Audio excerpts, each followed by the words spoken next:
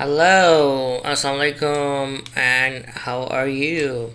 This is Sajid with another video about Java programming language. Today we are going to study Java class methods. So we have learned from previous Java methods chapter that methods are declared within a class and they are used to perform certain actions. For example, here we have a method called myMethod inside class main, which has a function to print hello world whenever it will be called. So how we call a method? To call a method, write the method's name followed by two parentheses and a semicolon.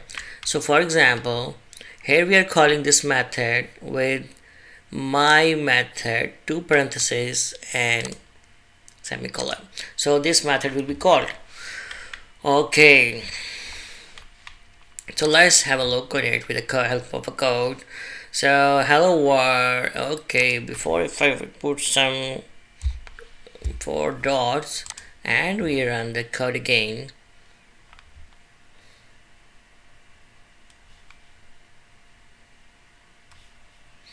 Okay,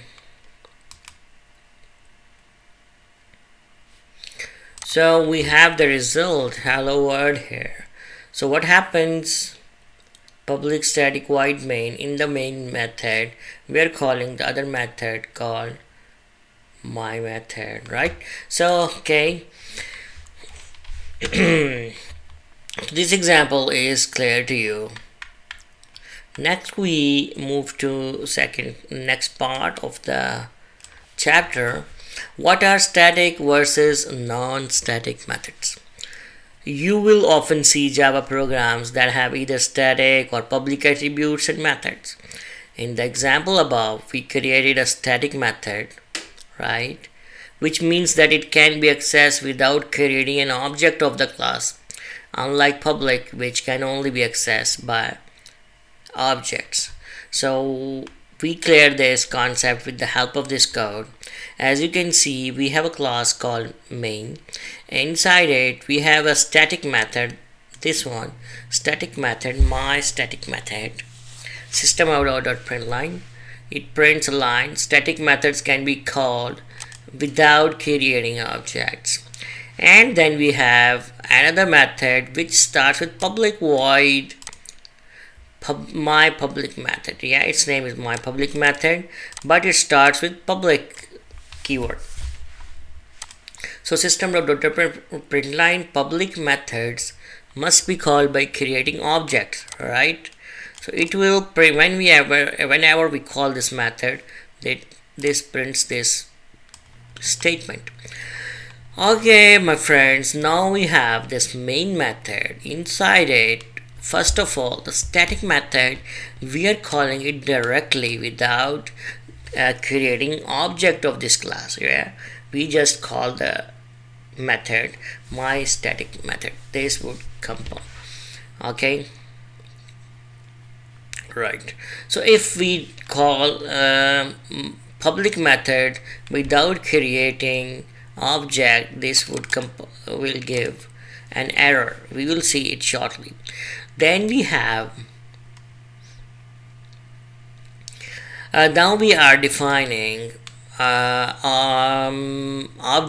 object, my object, and then calling the public methods. Now it will be clear. Okay, so let's try this code.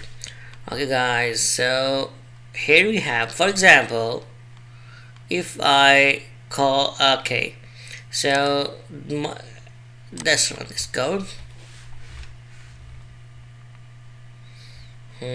We have static method and a public method. Static method is called without creating an object and it works fine, and for public method we need to create an object. So as we have seen in last example, if I try to run my public method, okay, as well, it should give an error. So let's try this. What kind of error we get? So add a main.java file. We address 15th row error non-static method. My public method cannot be referenced from a static context. Okay, guys. So this is how it works. If we delete this line, okay, and then run it,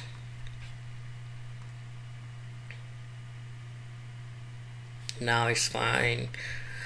Okay, dear friends, now this concept is clear to you, right? And next we have next concept we were going to learn access methods with an object. Okay, so here we have a class main. Okay, inside we have one public method, full throttle, which prints out a line statement: the car is going as fast as it can. Then we have a speed method, and we send one parameter to this method, my speed, and then it prints out it. Okay, and we have our main method. We define my car object, and then we have my car when executing two methods with the help of the object. Okay, and second method we are sending a parameter or argument of 200, and this 200 comes here in this my max speed, and it is printed by this print line statement. Okay, guys, so here is the explanation of this one that I have already done, and let's run this code. Okay, so maybe if I change the speed to 140. Okay, so we are calling two methods, and this is how it happens. Okay,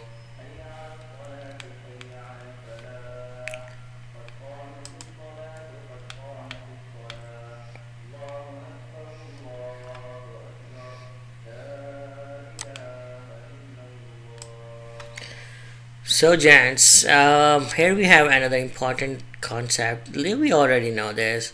The dot is used to access objects, attributes, and methods.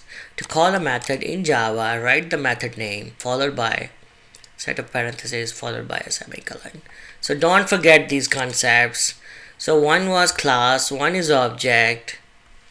In object oriented programming, then you need to remember static methods, what are public methods, how to call a method when it's static, how to call a method when it's public, how to define an object, and how to call method with dot notation, and also access the objects, attributes, and methods, and also how to use these parentheses. So these important concepts, never forget them if you want to be master of object oriented programming.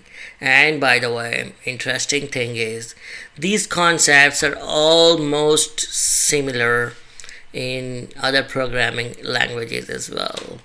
I mean, if even if you study Python, JavaScript, C++, C Sharp, even other, you will find the similar concept, the similar way of implementation. There will not be big difference.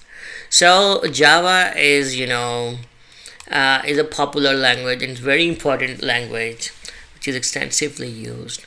So if you study this language in detail and make all the concepts in all chapters what we have finished and upcoming ones clear to you, you can easily learn all other programming languages very easily and very quickly. Okay, so stay tuned and focus on whatever we are learning in our these chapters. Okay, using multiple classes. So before we have seen, we were having everything done in one class. Now I have two math classes. One is main class, right, which has two methods: full throttle and speed.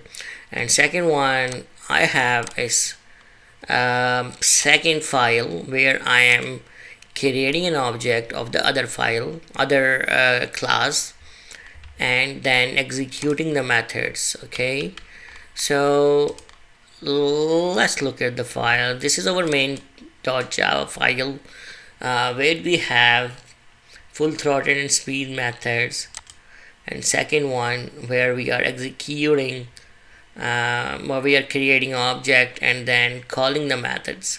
So if I make a change here, I make it 150 kilometer and then run the program again. See, the car is going as fast as can. Max speed is 150. So guys, let's close our this chapter where we have studied a lot of new concept, and the name of the chapter was Java class methods. Okay, so I think, I hope, I expect you did learn a lot of things here. It was informative video for you, and please give comments if you are learning something, and if you have any question you can ask in the comment section. I will be back in an other video and we will continue our journey, okay, slowly. Right, so take care and bye bye. Don't forget to subscribe and share the video. Allah Hafiz.